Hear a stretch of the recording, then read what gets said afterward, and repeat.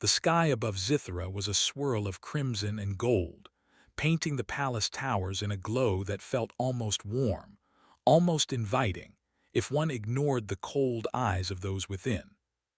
Princess Lyra stood at the balcony of the tallest tower, her hands gripping the smooth railing, and watched the wind sweep across the distant plains. The air smelled faintly of metal and wildflowers, a combination that seemed foreign to her since the council had begun their subtle whispers against her. For years, Lyra had tried to fit into the rigid traditions of the Zitharan court. She had studied diplomacy, trained in strategy, and learned the arts of leadership. Yet, each time she offered a new idea, suggesting alliances or questioning old customs, the council dismissed her. They called her impulsive, reckless, unfit. She had thought that intelligence and courage were valued in leaders, but she had been naive. Power in Zithra had never belonged to those who spoke sense. It belonged to those who followed tradition without question. That day, Lyra's worst fear came to life. The council had gathered in the great hall, the marble floors gleaming beneath their golden robes. Every counselor sat with stiff backs, eyes sharp, mouths tight.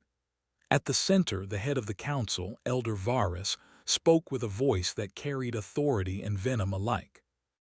"Princess Lyra," he began, his tone carefully measured, "it has become clear that your actions and judgments endanger not only yourself but the entire line of our dynasty.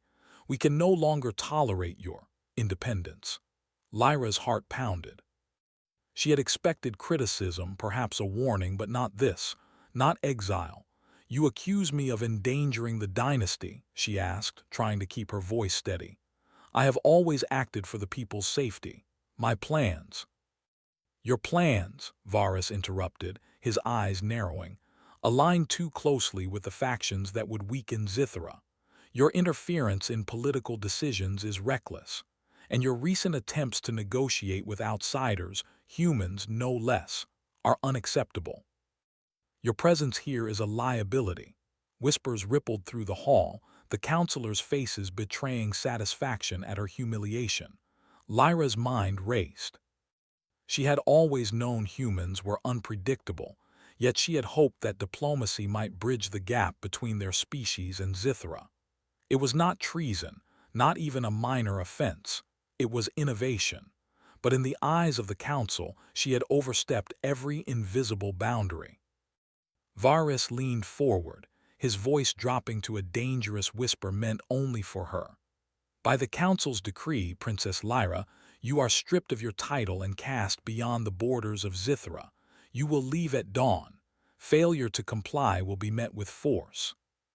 The word force hung in the air like a blade. Lyra's fingers dug into the railing as the room seemed to tilt around her. She had no army, no allies.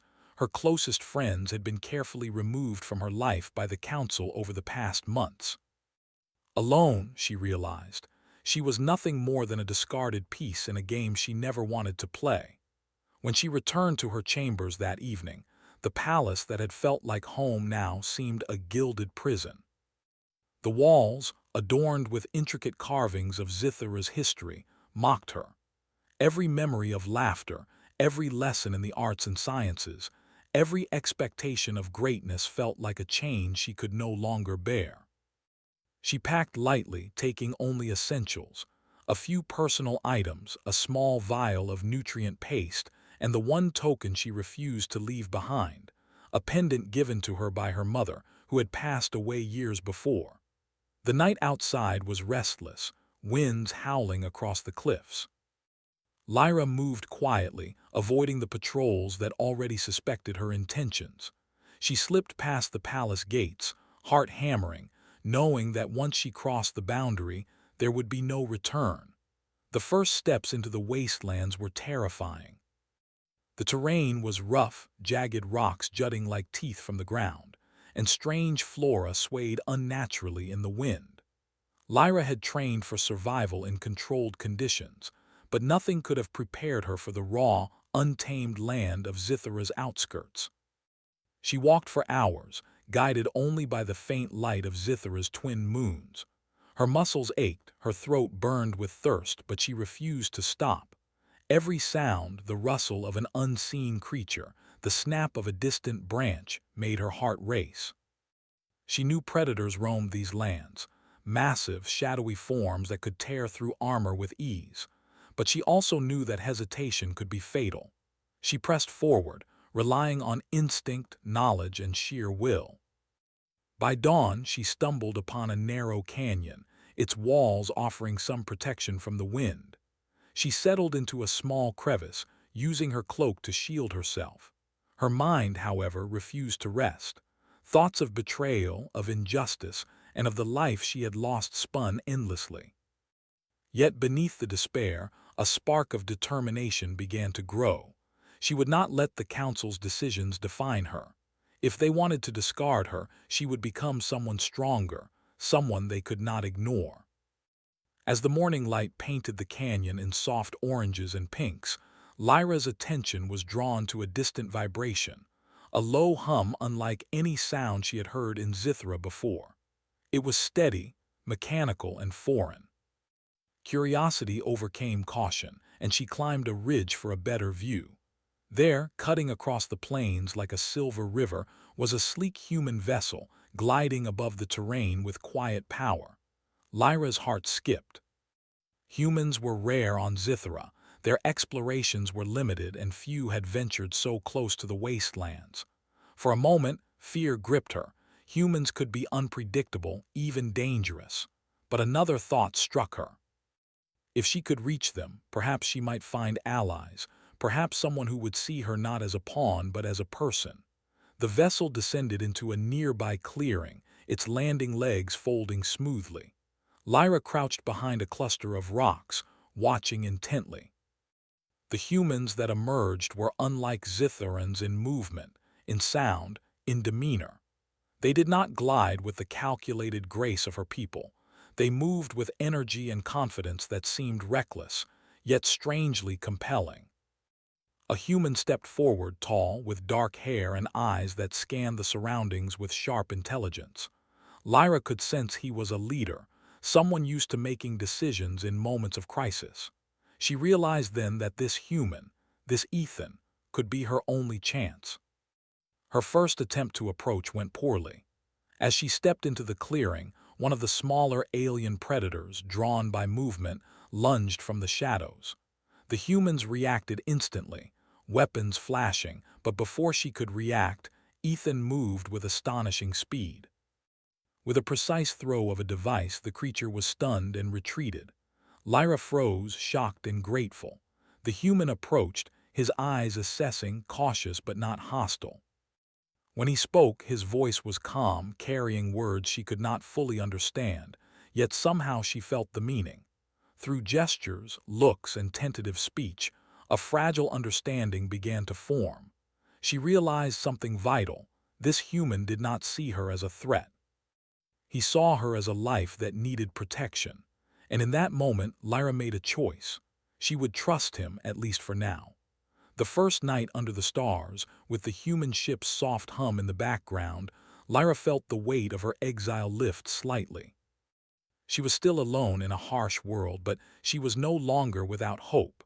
A new path, uncertain and dangerous, lay before her. One that might lead to survival and maybe, just maybe, to a future where she could define her own destiny. As she lay wrapped in a borrowed blanket, the pendant of her mother resting against her chest, Lyra whispered a vow to herself. She would not be a discarded princess. She would survive.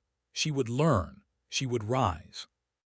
And when the time came, Zithra would remember her, not as the outcast, but as the force that reshaped its future. And somewhere in the distance, the human watched the stars as well, unaware that he had just saved a princess who would one day change everything, not just for herself, but for a world he had never known. Lyra spent the first hours cautiously observing the humans from behind a cluster of rocks, unsure whether she had made the right choice in approaching them. They moved with confidence, their gestures unfamiliar but purposeful. One human, the tall one she had seen first, seemed to take command of the group. He moved with a calm precision, checking devices and scanning the area.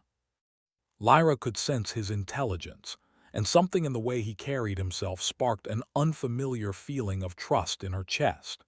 She stayed hidden until the humans finished their tasks and began setting up a temporary camp. Fires glowed softly under the dim light of Zithara's twin moons, and the scent of alien fuel mixed strangely with the earthy smells of the plains. Lyra hesitated but stepped closer, letting herself be seen. Her appearance startled one of the humans, who instinctively raised a small weapon, but the tall human quickly signaled them to lower it. Lyra raised her hands, palms outward, trying to show she meant no harm. Her heart raced. She had faced threats from Zitharan predators and her own council, yet approaching humans, creatures she barely understood, felt far more dangerous. The tall human stepped closer, eyes sharp but not hostile. He spoke in a language she could not fully understand, but his tone was calm, almost soothing. Lyra attempted to respond in her own language, then tried simple gestures. The human tilted his head, observing her carefully, and then produced a small device. On it, words appeared in a script she could partially read. Slowly, a basic understanding formed between them. The tall human was called Ethan. He and his crew were explorers, and they meant no harm. Over the next few hours, Lyra learned to communicate in small ways with Ethan and his team. He offered her water and a ration, which she accepted hesitantly, still cautious of being tricked. She noticed how he treated his crew, respecting their opinions, valuing their skills. It was different from Zithara, where command often meant fear and strict obedience. Lyra felt a strange admiration for Ethan's way of leading, and the thought unnerved her. The humans, in turn, were fascinated by Lyra. Her features, her agility, and the strange glow in her eyes marked her as someone not just different but exceptional. Ethan watched her carefully, noting her intelligence and quick thinking. He could see she was more than a survivor. She was someone with potential far beyond ordinary expectations. By nightfall, Lyra had shared a small amount of her story, careful not to reveal too much. She did not trust easily, especially after being betrayed by her own people. Yet Ethan listened without judgment. He asked questions not to control but to understand. That simple respect, the willingness to treat her as a person, stirred emotions Lyra had not felt in a long time. For the first time since her exile, she felt a flicker of hope. In the following days, Lyra began learning more about the humans' technology. Their devices could scan the land for predators, their suits provided protection against harsh climates, and their small ships could transport supplies faster than any Zitharan vehicle. She was fascinated and eager to learn. Ethan encouraged her curiosity, demonstrating devices and explaining their purpose. He did not treat her as inferior, even though she was an outsider in every sense. Lyra, in return, began teaching Ethan about Zithara, its terrain, its dangers, and its subtle signs of life. She showed him how to read the winds, sense predators, and navigate the wasteland safely. Ethan listened and adapted quickly, and she realized that humans were not as fragile as her people had claimed. They relied on ingenuity and teamwork, not brute strength or rigid tradition, and that made them formidable in ways Zitharans often overlooked. One evening, while they rested near a small stream, Lyra noticed movement in the shadows. A group of small, predatory creatures stalked them, drawn by curiosity or hunger. Before she could react, Ethan was already in motion, activating a device that emitted a sharp pulse. The creatures froze, confused, and then retreated. Lyra watched, amazed. Humans did not have the same natural speed or strength as Zitharans, but their cleverness and technology made them nearly unstoppable when used wisely. As the nights passed, the bond between Lyra and Ethan grew. She felt a strange sense of comfort in his presence, a feeling she had not known since her childhood. He did not pity her, and he did not see her as weak. He saw her as an equal. That recognition, simple yet profound, gave Lyra strength she had thought lost. She began to dream, not just of survival but of what she could become. Yet danger lingered. Scouts from the Zitharan Council had not given up on finding her. Word of the exiled princess's survival spread quickly, carried by messengers and spies. Lyra knew that if she were discovered, the humans could be in danger too. She spent hours devising plans with Ethan, thinking through strategies and escape routes. Her mind, once dismissed as reckless, now proved invaluable. She realized that exile had forced her to adapt, to grow stronger and sharper than she had ever been in the palace. One morning, as they moved through a dense forest of jagged, bioluminescent plants, Lyra stumbled upon a natural hazard, a deep chasm covered by fragile vines. She froze, knowing a misstep could be fatal. Ethan approached, studying the gap with his device. After a moment, he looked at her and smiled. Without a word, he handed her a small harness and guided her across safely. It was not just a rescue, it was a lesson in trust and cooperation. Lyra realized that humans, though different, had qualities her people often overlooked: courage, adaptability, and an unyielding will to protect one another. In the evenings, Lyra and Ethan exchanged stories of their worlds. She spoke of Zithara's history, of its customs, and the traditions that had bound her since birth. Ethan shared tales of distant planets, human explorations, and the way humans worked together despite differences. Lyra was fascinated. Humans were flawed, certainly, but they were capable of incredible bravery and cleverness. She began to see a new future, one not tied to the palace or council, but built through action, intelligence, and alliances. One day, while scouting for supplies, Lyra noticed signs of a larger threat, tracks not made by predators but by organized patrols from Zithara. The council had sent forces to capture her. Fear rose in her chest, but she did not panic. She approached Ethan, explaining what she had discovered. Together, they planned a route through the wastelands that would avoid the patrols. Lyra's knowledge of the land and Ethan's technology combined to form a path no one could easily track. That night, as they camped under the stars, Lyra felt a mix of fear and exhilaration. The council wanted to control her, to return her to the palace and strip away everything she had learned and become. But she was no longer the helpless princess they had discarded. She had allies, she had knowledge, and she had determination. For the first time in her life, Lyra felt free, not just physically but mentally and emotionally. Ethan noticed the change in her.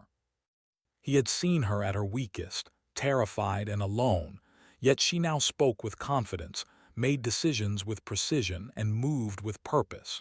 He admired her courage and intellect. She was different from anyone he had ever met, and he felt a quiet respect, one that grew with every shared challenge and every risk they faced together. The days turned into weeks, and the bond between human and alien deepened. Lyra began to trust her instincts more, relying not only on her skills but also on the humans around her. She discovered that her exile, though painful, had given her something the palace never could: the freedom to think, to act, and to grow. She realized that destiny was not given, it was earned, shaped through choices, courage, and the willingness to embrace the unknown. One evening, a faint glimmer on the horizon caught Lyra's attention. At first, she thought it was sunlight reflecting off a distant cliff, but as it grew brighter, she realized it was a human ship descending from orbit, a supply mission, or perhaps an unexpected opportunity. She felt a surge of hope. The universe was vast, and for the first time, she understood that survival was not about returning to a palace or reclaiming a title. It was about finding allies, learning, and carving a path forward. As the new ship landed nearby, Ethan smiled at her. "Looks like our adventure isn't over," he said simply. Lyra returned the smile, a mixture of relief and determination in her eyes. She had been cast aside, betrayed by her own people, but she had found something far more valuable than a title: the chance to choose her own path, to grow stronger, and to create a future no one could take from her. That night under the glowing Zitharan sky, Lyra allowed herself a rare moment of peace. She had survived the wastelands, made contact with humans, and learned to trust again. But more importantly, she had begun to understand her potential. Her exile had forced her to become more than a princess. It had forced her to become a leader, a strategist, and a survivor. And with Ethan and his crew by her side, she knew that whatever came next, she would face it not as a discarded princess, but as someone capable of shaping her own destiny. The wastelands were still dangerous, the council still threatened her from afar, but Lyra no longer felt helpless. Each challenge, each risk was an opportunity to grow, to learn, and to strengthen herself. And in the quiet moments, when the stars shimmered above and the human ship's soft hum filled the night, she allowed herself to dream, not of returning to what she had lost, but of building something entirely new. For the first time, the idea of a future filled not with fear, but with possibility, felt real. And Lyra knew that the true test of her exile had only just begun. The weeks that followed were a turning point for Lyra. She had survived the initial hardships of exile, learned to trust humans, and begun to see possibilities where she once saw only despair. The wastelands of Zithara were harsh, but she moved through them with increasing confidence, relying on her instincts and the knowledge Ethan and his crew had shared. Every sunrise brought a new lesson, and every night was spent reflecting on her plans and goals. Ethan had begun to treat her not just as a guest or ally, but as a valued strategist. He encouraged her to think creatively, to plan missions, and to use her knowledge of Zithra to their advantage. Together, they scouted areas for hidden resources, identified safe paths through the wastelands, and observed the movements of Zitharan patrols. Lyra was learning quickly, not only how to survive, but how to lead, to make decisions, and to adapt under pressure. One morning, as a faint violet light streaked across the horizon, Lyra discovered an ancient ruin hidden in a valley, its walls partially buried under centuries of sand and stone. She immediately sensed the importance of the place. The architecture was unfamiliar even to her, blending old Zitharan design with technology far beyond the council's knowledge. She called Ethan and his crew over, carefully explaining what she had found. Ethan's eyes widened with curiosity. "This could change everything," he said, scanning the area with his portable devices. "Whatever this place is, it was built for more than just living. There might be technology, supplies, or information that could help you, and maybe even Zitharo itself." Lyra's heart raced. She had discovered more than a hidden ruin. She had found an opportunity. This was a chance not just to survive, but to build a foundation for a new destiny. She felt a surge of determination. The council might have cast her aside, but she would use what she had learned and the allies she had gained to prove that she was far from powerless. For days, Lyra and the humans explored the ruin. They uncovered rooms filled with strange devices, holographic displays that projected alien constellations, and chambers that appeared to store energy far beyond anything currently used on Zithara. Lyra realized that the place had once been a research center, designed to combine science and strategy, but abandoned long ago. She felt a thrill she had not experienced since childhood, the excitement of discovery, of untapped potential waiting to be used. As they worked, Lyra taught Ethan how to operate some of the alien devices. At first, the technology was confusing, even dangerous, but under Lyra's careful guidance, the humans learned quickly. She marveled at their ability to adapt, to improvise solutions in ways that her people rarely attempted. The combination of her knowledge and their ingenuity created a partnership that felt unstoppable, but the council was not idle. Scouts sent to find Lyra had grown more aggressive, tracking her movements through the wastelands. One evening, as the team camped near the ruin, Lyra noticed faint lights moving in the distance. The council's patrols were closing in. Her pulse quickened. If they discovered her here, The humans would be caught in the middle, and their safety was as important to her as her own survival. She gathered Ethan and his crew and explained the situation. Together, they devised a strategy. They would use the terrain to their advantage, set up traps, and force the patrols into a narrow canyon where the humans' technology and Lyra's knowledge of Zitharan tactics could be most effective. It was a risky plan, but Lyra had grown confident in her ability to anticipate the Council's moves. The following day, they put their plan into action. Lyra guided the humans through hidden paths, avoiding detection until they reached the canyon. As predicted, the patrols followed, unaware of the ambush waiting for them. When the Council forces entered the canyon, Ethan activated devices that emitted pulses, disorienting the attackers. Lyra's precise instructions allowed the team to maneuver around the patrols, cutting off their escape routes. The patrols were skilled, but they were unprepared for the combination of human technology and Lyra's strategy. One by one, the attackers were forced to retreat, confused and beaten without anyone being seriously harmed. Lyra felt a surge of triumph. For the first time, she realized that exile had not made her weaker, it had made her stronger. She had learned to rely on intelligence, creativity, and courage rather than birthright or status. After the skirmish, Lyra and Ethan returned to the ruin. She felt exhilarated but also cautious. The Council would not give up so easily, yet she also felt hope. She was no longer the helpless princess they had discarded. She had allies, skills, and knowledge that even the Council could not ignore. In the days that followed, Lyra began training more rigorously with Ethan and his crew.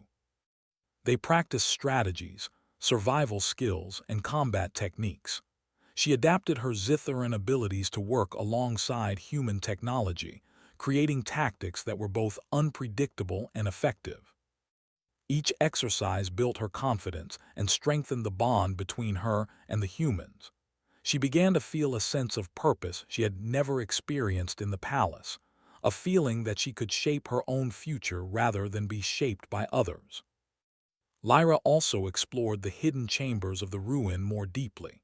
She discovered archives containing records of past Zitharan leaders, maps of uncharted regions, and designs for advanced technology. She realized that much of the Council's power came from controlling knowledge, keeping innovation limited and maintaining strict hierarchies. Here, in this forgotten place, knowledge was free. Lyra understood that if she could harness it, she could change the balance of power on Zithara, not through force, but through intelligence and leadership. One evening, while analyzing the archives, Lyra stumbled upon a device that projected a holographic simulation of Zithara's capital. She watched the movements of the Council, the routines of the palace, and the strategies they used to maintain control. She saw their weaknesses, their reliance on tradition, and their inability to adapt. Lyra felt a sense of clarity. The Council had underestimated her, and that had been their greatest mistake. She shared her findings with Ethan, who was equally impressed. "This gives you an edge," he said. "You can plan ahead, anticipate their moves, and act with precision. Combined with human technology and your knowledge of Zithara, you could change the game entirely."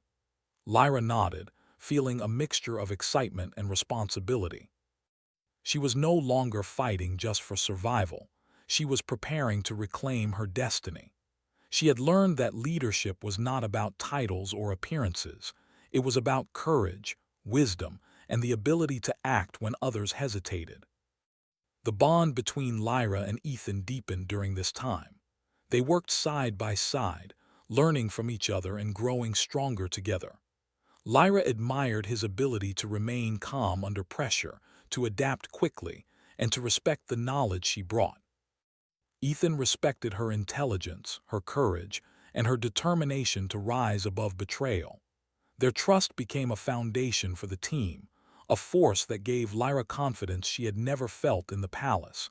Yet challenges remained. The Council had not forgotten her, and their attempts to capture her grew more daring. Lyra knew that she could not rely solely on hiding or defense. She needed allies, resources, and strategies that could withstand the Council's influence. The ruin provided the perfect base for planning, but she also needed to understand the broader landscape, the politics of Zithra, and the people who could support change. One day, as they prepared to move to a safer location, Lyra discovered a small group of Zithrans who had been abandoned by the Council, scientists, engineers, and strategists who had once served the palace but had been cast aside for questioning authority. Lyra approached them cautiously, using her knowledge and confidence to earn their trust. She explained her vision, a future where innovation, courage, and cooperation mattered more than rigid tradition. Slowly, the group joined her, drawn by her determination and the promise of a leader who respected their abilities. With the humans, the exiled scientists, and her own growing strength, Lyra began to form a new force, one capable of standing against the Council without relying on fear or brute power. She realized that exile had given her a gift, the freedom to build alliances based on respect and skill rather than obligation or hierarchy. As night fell, Lyra stood atop a cliff overlooking the wastelands, the lights of her small camp glowing below. The stars above Zithra shone brightly, and she felt a sense of purpose she had never known. She was no longer the princess discarded by the Council. She was a strategist, a leader, and a force to be reckoned with. And with Ethan and her new allies by her side, she knew that her destiny was hers to claim. She looked to the horizon, imagining the palace, the Council, and the people who had doubted her. She no longer felt anger or fear. Instead, she felt clarity and determination. The Council had cast her aside, but they had underestimated the strength that exile could build. She had learned to trust, to adapt, and to lead. She had discovered allies, knowledge, and courage that could change everything. Lyra knew that the final test would come soon. The Council would not stop, and the palace would not remain passive. But she was ready. She was no longer the princess who had been cast aside. She was a force of intelligence, courage, and strategy, prepared to reclaim her destiny and reshape the future of Zithra. And somewhere in the shadows, the humans watched and waited, ready to stand beside her. Together, they would face whatever came next, not as separate species, but as allies united by trust, respect, and a shared vision of possibility. Lyra allowed herself a small smile. The wastelands had taught her survival. The humans had taught her trust. The ruins had taught her knowledge was power. And now, armed with all she had learned, she was prepared to step out of exile and into the destiny that awaited her. The morning air on Zithra was crisp and sharp, carrying the scent of distant plains and the faint metallic tang of the palace in the distance.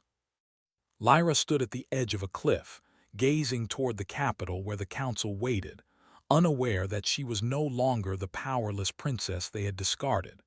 She had trained, learned, and built alliances in the wastelands. She had humans at her side, scientists who had once been abandoned, and strategies the Council could not predict. Today, she would take the first step toward reclaiming her destiny. Ethan approached, his expression calm but determined. "Are you ready?" he asked. His voice was steady, a grounding presence against the storm of thoughts in Lyra's mind. Lyra took a deep breath, feeling the weight of her journey. She was no longer afraid. Exile had forced her to grow stronger, and now she knew she could face the palace, the Council, and anyone who doubted her. "I'm ready," she said firmly. The team moved through hidden paths, avoiding patrols and security checkpoints. Lyra guided them with confidence, her knowledge of the terrain and her understanding of Zithran patterns making their movement nearly invisible. As they approached the outskirts of the capital, she could see the gleaming towers of the palace, the same place that had once been a gilded prison. Now she saw it as a challenge, not a threat. Inside the palace, Elder Varus paced in his chambers, unaware of how close Lyra had come. Reports of the exiled princess's survival and growing influence reached him, but he dismissed them as exaggeration. That would be his first mistake. He did not know that the princess they had cast aside had transformed into a leader capable of outthinking and outmaneuvering even the most loyal counselors. Lyra's team positioned themselves in strategic locations around the palace. Ethan coordinated the humans, setting up communication devices and scanning equipment to monitor council movements. The abandoned Zitharan scientists analyzed security systems and identified vulnerabilities. Lyra herself studied the patterns of the guards, the timing of patrols, and the habits of the council. Everything was in place for her to act with precision. As the sun reached its peak, Lyra moved into the palace under the guise of an official envoy from a distant sector. Her disguise, combined with carefully falsified records provided by the scientists, allowed her to enter without raising suspicion. The council, accustomed to obedience and fear, did not recognize the determination and intelligence behind her calm steps. When she entered the council chamber, all eyes turned toward her. Whispers filled the air as counselors struggled to process her presence. Lyra stood tall, her posture composed and her expression serene. "I return not as the princess you discarded," she said, her voice carrying clearly across the marble hall, "but as someone who has learned, grown, and is ready to help Zithara prosper." Elder Varus's face twisted in anger. "You dare return after betraying your place?" he demanded. Lyra shook her head. "I betrayed nothing. You betrayed truth and innovation. You cast me aside because you feared change, feared ideas beyond your understanding. I have returned not for revenge, but to show Zithara what it can truly achieve." The council murmured, uncertainty flickering across their faces. Lyra revealed devices and data from the hidden ruin, showing technological advancements and knowledge that had been forgotten or suppressed. She explained strategies for strengthening the planet's defenses, improving resource management, and expanding exploration without risking lives unnecessarily. Ethan and the human crew demonstrated their technology as well, showing how humans and Zitharans could work together, combining ingenuity and adaptability to overcome challenges that the Council had deemed impossible. The room was filled with a sense of awe, tinged with fear, as the Council realized that Lyra's exile had not weakened her, it had empowered her. Elder Varus, however, was not ready to yield. "You may have learned, but you are still a child compared to the wisdom of the Council," he sneered. "Your knowledge is limited, your allies unreliable. You cannot hope to change the course of Zithara." Lyra smiled, a calm, confident smile. "Perhaps. But wisdom without courage, without action, achieves nothing. I may be young, but I have seen the wastelands, faced predators, and outsmarted those who underestimated me. I do not ask for blind obedience, I offer results. The Council can cling to tradition, or it can embrace the future. The choice is yours." Her words hung in the air like a challenge. The counselors looked at one another, unsure how to respond. They had spent years maintaining control through fear and hierarchy, but they had never faced someone who combined courage, intelligence, and the ability to act decisively. Lyra's presence, her command of the information, and the humans at her side disrupted the balance they had maintained for centuries.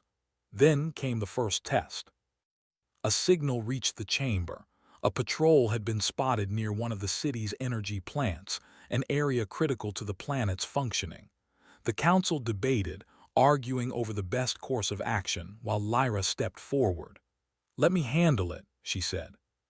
"I know the terrain, the threats, and the resources at our disposal. I can prevent disaster without unnecessary loss." With the Council's reluctant approval, Lyra and Ethan mobilized their team. Using a combination of Zitharan tactics and human technology, they moved swiftly, neutralizing the threat with precision. The patrol, trained and equipped for combat, found themselves outmatched by strategy and ingenuity rather than brute force. When the danger was resolved, Lyra returned to the council chamber, her team beside her, unharmed and victorious. The council members were stunned. For the first time, they saw the power of collaboration, courage, and intelligence over tradition and fear. Some counselors began to whisper among themselves, realizing that Lyra's ideas and leadership could indeed benefit Zithara. Even Elder Varus, though unwilling to admit it aloud, could not deny the effectiveness of her actions. Lyra seized the moment. Zithara can no longer rely on fear and rigid hierarchy, she said firmly. Our survival, our growth, depends on intelligence, courage, and cooperation. Humans have proven that working together across differences can achieve what isolation cannot. I offer this path, not as a ruler who demands obedience, but as a leader who inspires it through action and vision. Slowly, the council began to nod, some faces softening with understanding. The path forward was not easy, but they could no longer ignore the truth. Lyra's exile had been a lesson in resilience, a demonstration of what could be achieved when fear was replaced by courage and action. Ethan watched from the side, quietly proud of her. She had grown beyond the princess they had rejected. She had become a leader who could inspire both humans and Zitharans, who could unite different strengths for a greater purpose. He knew that their partnership had been crucial, but it was her vision and determination that truly changed everything. As the council slowly accepted her plans, Lyra felt a sense of completion, not in revenge, not in reclaiming a title, but in proving that her exile had not defined her limits. She had taken what was meant to break her and turned it into strength. She had built alliances, learned to lead, and demonstrated that courage and intelligence could reshape a world. The days that followed were filled with adjustments. Lyra worked with the council to implement new strategies, incorporating both Zitharan knowledge and human innovation. Patrols were trained with combined tactics, energy resources were managed more efficiently, and exploration teams set out with new technology that reduced risks and increased discoveries. The palace, once a symbol of restriction and tradition, became a place of learning and collaboration. Lyra's presence inspired others who had felt powerless or overlooked. Scientists, engineers, and strategists who had been dismissed by the council began to step forward, offering their skills to aid in the transformation of Zithara. They saw in Lyra a leader who valued their contributions, who recognized the strength of intelligence, courage, and collaboration. One evening, as she stood on the balcony of the palace, looking out over the city she had once been cast aside from, Lyra reflected on her journey. The stars above Zithara shimmered like distant promises, and she felt the weight of responsibility balanced by the confidence she had earned. Exile had taught her resilience. Humans had taught her trust. The ruin had taught her knowledge was power. And now she had discovered the strength to shape a future that was truly hers. Ethan joined her, standing quietly beside her. "You did it," he said simply. Lyra smiled, not out of pride but out of understanding. "We did it," she replied. "I could not have done this alone." Courage, intelligence, and cooperation, these are what changed everything. Together, they looked out at Zithara, a planet on the brink of a new era. The council had been challenged, the people inspired, and a new future was possible. Lyra no longer felt like a discarded princess. She was a leader, a strategist, and a symbol of what could be achieved when one refused to be limited by fear, tradition, or exile. In the days that followed, Zithara began to flourish under the combined strength of humans and aliens working together. Exploration missions expanded, trade and diplomacy improved, and the council learned to value innovation over rigid obedience. Lyra had not returned to reclaim a throne. She had returned to shape a destiny, not just for herself, but for an entire world. And as the sun set over the twin moons, casting a glow across the palace and the lands beyond, Lyra knew one truth above all. Exile had not ended her story. It had only begun it. She had been cast aside, but she had found a new destiny, one defined not by fear or expectation, but by courage, intelligence, and the choice to rise above. For the first time, the future felt limitless, and Lyra knew she would continue to lead not just as a princess, but as someone who had earned the right to shape the world with wisdom, strength, and hope.